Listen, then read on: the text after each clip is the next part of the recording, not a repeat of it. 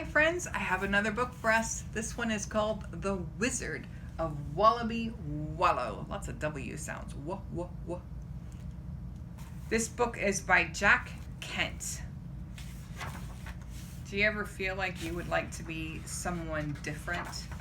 Are there people that you know who can do things better than you can, or just have something that you would really like to have? We're going to meet someone who feels that way in this book. Are you ready? The Wizard of Wallaby Wallow was very busy. He was trying to get his stock of magic spells in order. Look at all those bottles. He had spells for turning folks into everything from aardvark to zebu. And each spell was in its own little bottle, with a label on it which told what sort of spell it was. But everything was in such a jumble that it took the wizard hours to find the one he wanted. So he cleared all the shelves and was very carefully putting the spells back in alphabetical order. He's getting things nice and clean and in order because it was so messy he couldn't find things. A. Angleworm, ant, antelope. B. Bear. B. Buffalo. C. Cat, cow. The spells for turning folks into angleworms, ants, and antelopes went on the shelf marked A. And bears, bees, and buffaloes went on the B shelf, and so on. I wonder what spell this is, said the wizard, studying the bottle he had just picked up. Oh, the label has come off. Uh-oh. Just then, there was a knock on the door. Knock, knock, knock. Oh, geese fleece, swore the wizard.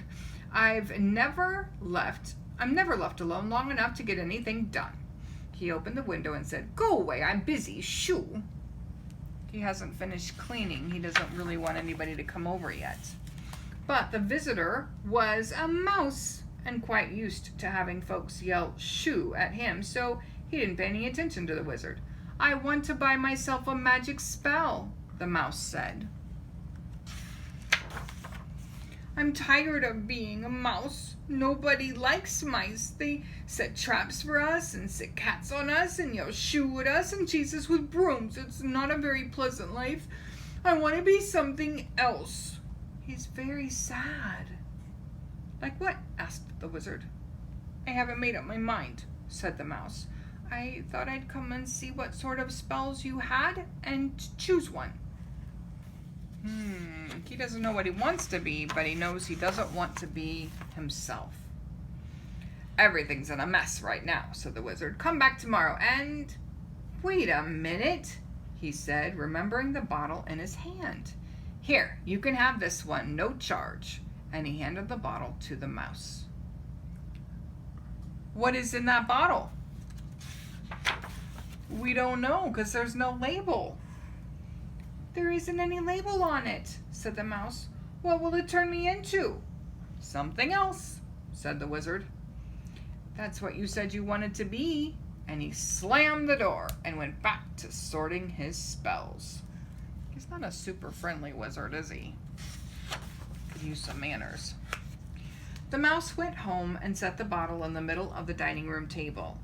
While he was looking for something to pull the cork out with, he tried to guess what the magic spell would turn him into. What do you think is in the bottle? A butterfly. Perhaps there he is. He still has his own head, but he's a butterfly body. Butterflies are pretty, but they don't live very long. He'd rather not be a butterfly. Turtles live a long time, but they aren't very pretty. They're so slow. The mouse hoped he wouldn't turn into a turtle. I like turtles. And then he imagines bees are fast, but they work awfully hard. Work was not one of the mouse's favorite activities. He's imagining himself a bee, but he doesn't like all of the things that bees do, so he doesn't want to be a bee. Ants go on picnics, but ants get stepped on. Uh-oh, he doesn't want that.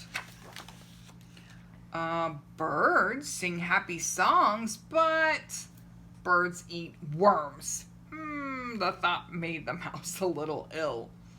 He doesn't want to be a bird. He doesn't like to eat worms.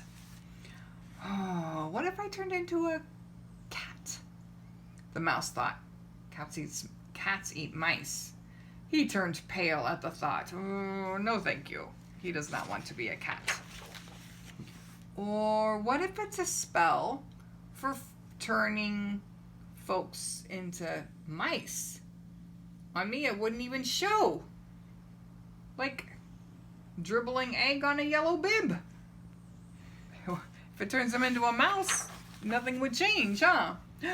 Now, if I turned into an elephant, that would be worthwhile, thought the mouse. But an elephant wouldn't fit in my house.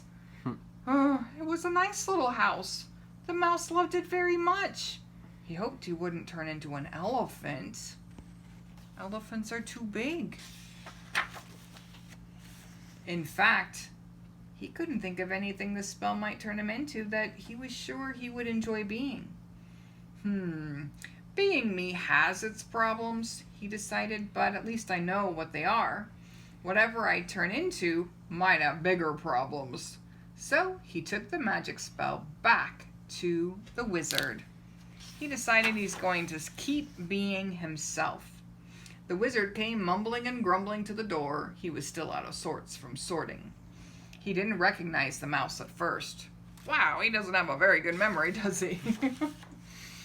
You've changed, the wizard said. I suppose I have, said the mouse. I was a very unhappy mouse before, but now, well, I'm something else. Was it the magic spell that changed you? Asked the wizard. As a matter of fact, it was, said the mouse. The wizard was so excited he could hardly speak. That's the first time one of my spells ever worked, he said delightedly. Sorry. It looks like it worked twice, said the mouse. It made us both happy. It's a wonderful magic spell. The wizard went into a shop and took all the labels off of the bottles and raised the prices. Then he put them back on the shelves, just any which way. Sorting them was no longer a problem. What a silly wizard. After that, whenever anybody in Wallaby Wallow felt unhappy with his lot, he knew what to do. He would buy one of the wizard's wonderful magic spells. They never failed to work, as long as the bottles weren't uncorked. It's not always easy being happy with being ourselves, but you are so special and you were made on purpose. You've got a job to do, and I'm really, really glad that you're you. I will talk with you later. Bye.